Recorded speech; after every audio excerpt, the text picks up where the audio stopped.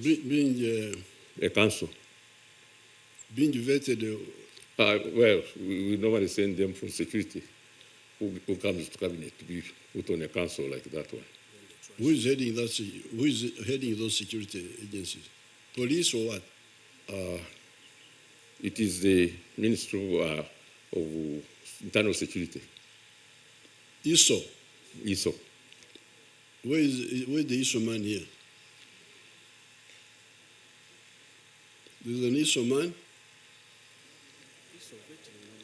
Yes. You man, what are you? Your Excellency, I'm called Dendesa Inebiona. I'm your Commissioner for Industry and Technology. would like to support my minister. Indeed, we received the names. As a matter of procedure, we forward the names to the Minister of Security to vet these members to ensure that they are people of high integrity. That's why I'm calling the ISO people here. Is there an ISO man here? Now, I will give the ISO, today is Wednesday. By Monday, they should have finished. I've talked to Director General ISO. He says he has never heard of that story.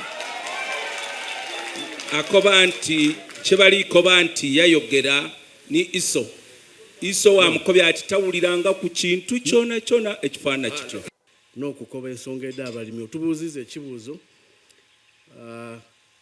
ku iteeka liwasayininga sebo president nenda okukobera nti tubaye n'essuubi eno mu kansa eno era ng'oli kansa eno ebaire eriwo.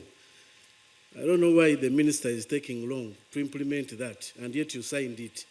As and those anti ngoli kansa ebaire eriwo at the moment. Abalimi bandu bairenga bafuna sente enungi kubanga twayikirizaganya nti tani ekyali ku obuzibu memale tulwewo okusayininga eteekero kyali nga tuli kulemerera okuyikanya ne baamiira. How many tons of sugar should come out of 1 ton of sugar cane? Worldwide, niwe Kenya wano, buli tani yabika bagisettinga nga eva mu kilo 10, it must give you 100 kilos, 1 ton of sugar cane. Ekyo ne kyali tulobye okuyikanya nakyo, but with the help of the ministry officials, Honorable Migereko, twakuba nti tutandikire ku 8.5. Nti 1 acre must give you 85 kilos. Mira, we don't want that nonsense. Okutukoba nti ebikado bivire mu kilo 6. But olwokuba saa eno kansa ezirawo tuli kufuna emitwalo 10 buli tani omulimi tali kufuna ate ngoli kansa eriwo saa eno at the moment kubanga saa eno tani ya sukali omuyindi aligitunda $2 million n'emitwalo 5 nga kuzira musolo, because the formula says the price of sugarcane shall be equal to the price of 1 ton of sugar times the recovery, which is 8.5. That is the amount of sugar that comes from 1 ton of sugarcane. Then the 55%, you mentioned the 50, but it is 55%, Your Excellency. We agreed that bwogaita esente omuyindi dona ediva mu sukali esano gwogaiseku byona press mad bwabanga ayikubitunda at the end of the day tufune ku 55%, not 50 like you said. So bwetubanga tutaire ku 55%, saa eno mulimi yandibaire afuna emitwalo 14 n'enkumitya ina ai because cancer zirawo tuli kufuna emitwalo. Why the council not there? What is the problem? Mr. Mwebesa is here, will answer, Your Excellency. So that is so. If council was supposed to be, I mean, if council was in place, we would be very happy because to buy a new hope in the council. Would it promote sugarcane from low value to high value crop? Yes. So chochona chitugayaziza. Then nacho kubiri vaamira. Tuandibai tufuna even more than 144. Aye wakubantu vaamira. Deduction is the Wakuba. You remember you said, will you people go to heaven? The minister wrote to them a letter telling them to stop those deductions. But up to now... Deductions of what? Trash. You know, when you supply sugar cane to a miller, the miller will say your cane has a lot of leaves. Oh. That is the trash. And yet, Your Excellency, when you supply a miller sugar cane, the miller crushes the stalk, crushes the leaves, the tops to produce bagasse, of which bagasse generates heat and he gets even electricity out of it. The excess is sold to the national grid. But now, they are telling us still trash, and yet they are earning money.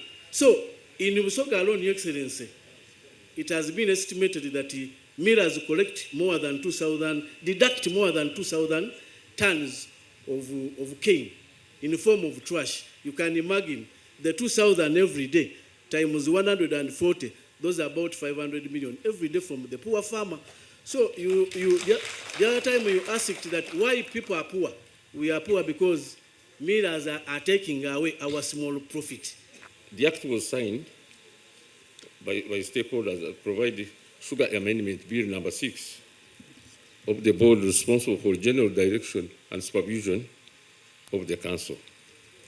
And we asked them to nominate their people from the different regions where sugar is being grown. Now, the Sugar Act now has been in the, I took it to the Gazette, and the Uganda Gazette on the 20th of June, the Constitution of the Sugar Council Industrial Stakeholders Council, on the issue of constituting the council. On June 2025, the ministry requested stakeholders, millers, farmers to nominate their representative to the council.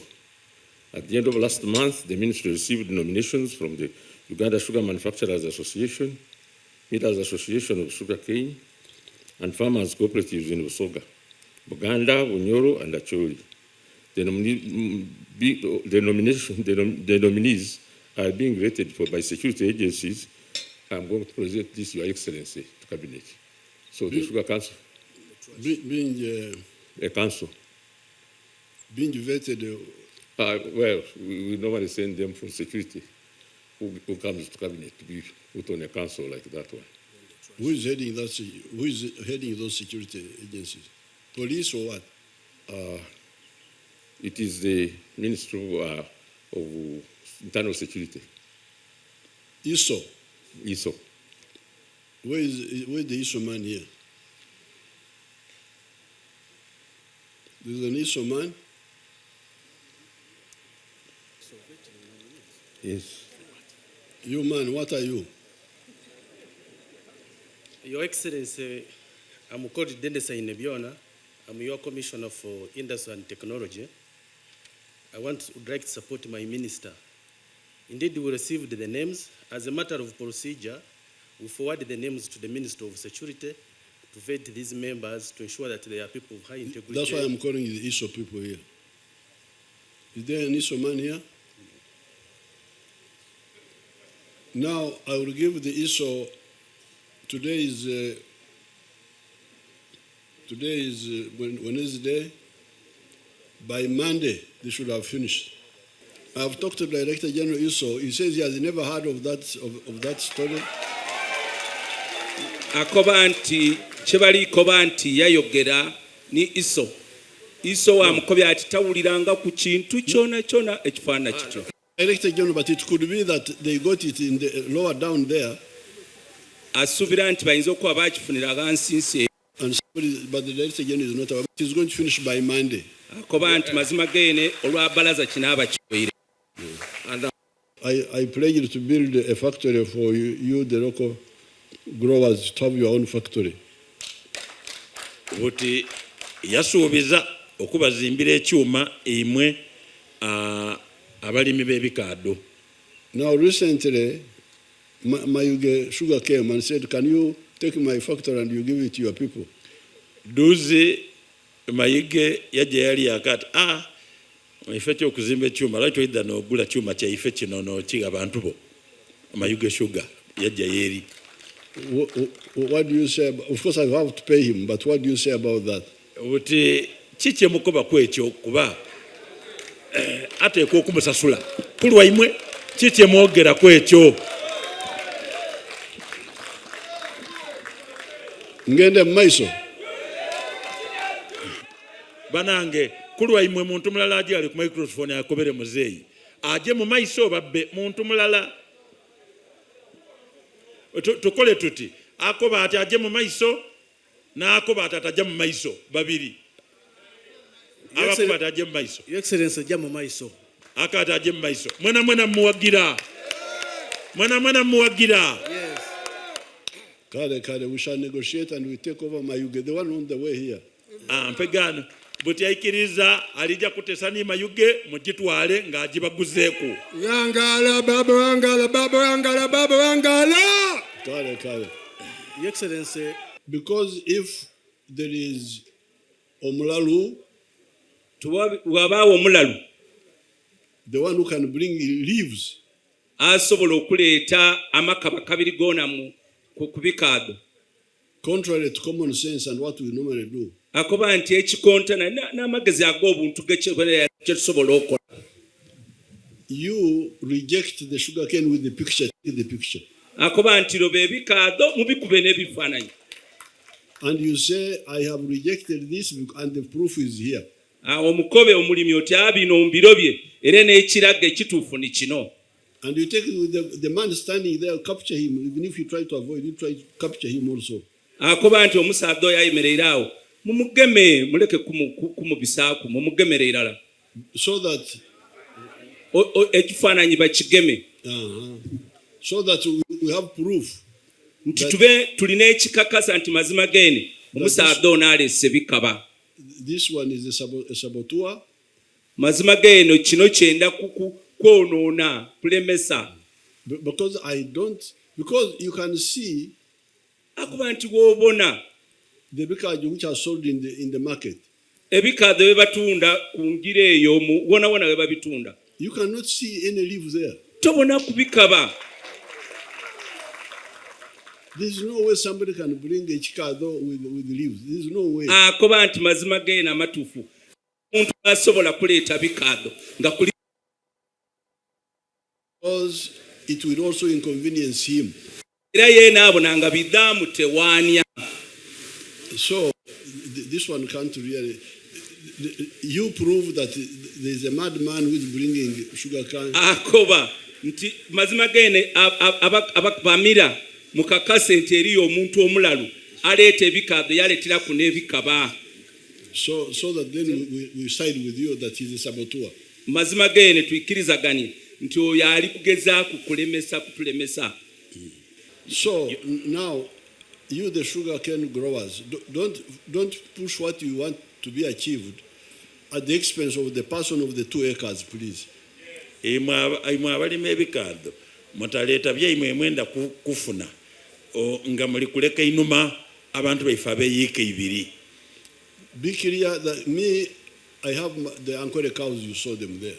Muveyo mbulambulukufu kuba ye mu bwenegano alina ente edankole de mu bwenegano ku But lutindo. I told my people, saying, I am a rich man. Don't worry about me. Aye yakobera abantu be mbulambulukufu ati ye mugayiga mutamufu aku mumuleke. I have a big land, I can have many cows. Alina gutaka gunene asobola okuba aku n'ente edabulido eningi. Aye mabanaku, you go to Enzungu. Aye mwabanaku mujje mudi n'enzungu yokolera Katonda eva mu kinene ngeri kwa lita 3 oba n'edamata nga ijala. Now I have been working on the Ankole cow. It is also beginning to have as much milk as the Nzungus. Abaire bisera bino byona ali kukola ku ente daifeda enansi enankole dona ditandisa okuoneka nti divama amata mangi. So when they reach the stage of okuvuganya n'enzungu, then we shall be able to introduce them to the poor people. But natuuka tona okuvuganya n'enzungu nga dona diva amata mangi ne kubabeera ali kudikola kuda yadi wakisada jangadde eyongera mu okufulumya amata nga olwo atandika okuba abantu nti n'enankole eno yona eva amata mangi musobola yona okugitwala era yona mugikozese. But when Budugu is now saying that when you do everything possible, the Munaku will remain with 4 million. Ayempegano buti Budugu oli kubera no nti buli kintu ng'okikoze otairemu ebigimusa otairemu okulima kwa nitwa kita okoze eki omuna kwa idasigala ne muyiika n'obukaire buna that's not enough to get him out of poverty. ekyo tekimala kutoola muntu waife mu bwavu. So I would like the sugarcane growers to agree with me so that we don't send mixed messages to our people. Say, and no problem. Obutyaga ali kubasabira nti mwe abalimi b'ebikaado ali kwenda tuyikirizaganye tulobe kusindika bubaka eri bantu baife nga butabule nga tibuveemu kibatoola gabi. Twenda okusiima nti bwe wali wano twakukobera ensonga ed'abasoga oli mulungi ino wekitiibwa President kubanga wawulirisa era wakuba nti weddaafuna akaseera oire. Your Excellency tubaye tukaye n'akwidusa nga mwenoize okwongera ku nsonga de wayogeraku ate era twadirambika mu kiwandiiko eddaalimu ebyenanda daabaamu ebikaado daabaamu n'ebibali n'ensonga edindi eddaali mu kiwandiiko. Olwaleero oli wano okuva Ido watandise okumena ku ndala. Muzeeyi ezira kindi kye tujja akoba okutoolako okuwulirisa engeri y'oli dokita nti buli bulwaire bwonna buno bufunira eddagala aye na irala obulwaire obw'obwavu obaire solution kuba ne bwe tutuuka wano ekifo kino wakisengamu nga tikitwe kifaanana aye sawa dino omuntu bw'atuuka wano asobola okubona nti mu butuufu niwo batomusomeisa aye egaya abona nga yena asobola okubaako kyasobola okuleeka. So tuli ne ba leaders abandi abatonotono aye nga bona balimi ba bikaado. So muzeeyi nze okwange nja kwebaza bwebaze nti weebala okutandikako omulimu gwe watandise olwaido okulambula busoga era ng'okajja mu maiso n'okugulambula.